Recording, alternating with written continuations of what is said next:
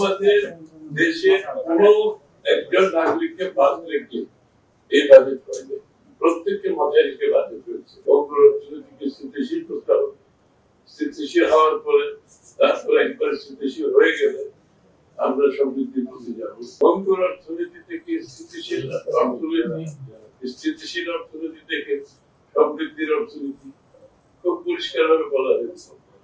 এবং প্রথম দিকে বঙ্গর অর্থনীতিকে স্থিতিশীল করতে হবে, স্থিতিশীল হওয়ার পরে তারপরে একবার স্থিতিশীল হয়ে গেলে আমরা সমৃদ্ধির পথে যাব।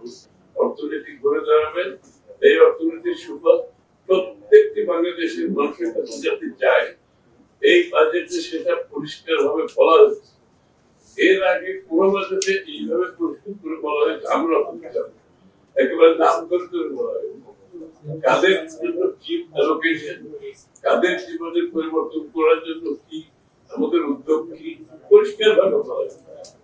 নিজের ও পরিবারের নিরাপত্তায় সব সময়ই থাকুন আপোষহীন। নিরাপত্তায় আপোষ নয়, ঘরে রাখুন আরএফএল ল্যাডার। আমাদের দেশে কোনো একজন নাগরিককে বাদ রেখে এই বাজেট করেনি, প্রত্যেককে মাথায় রেখে বাজেট হয়েছে। এই জন্য পুরো বিষয়টাকে আমরা বলছি ডেমোক্রেটাইজেশন অফ দি ইকোনমি, অর্থাৎ অর্থনীতির গণতন্ত্রের একটা গ্রুপ বেনিফিট পাবে। এখানে পৃষ্ঠপোষকতার রাজনীতি হবে, আর বাকি দেশের লোক অর্থনীতির কোনো সুযোগ পাবে না।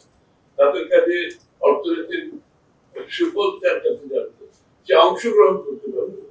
এটা তো একটা গণতান্ত্রিক দেশের অর্থনীতির জন্য কাজ করবে। এই জন্য আমরা এই পরিবর্তনটা আমরা চেষ্টা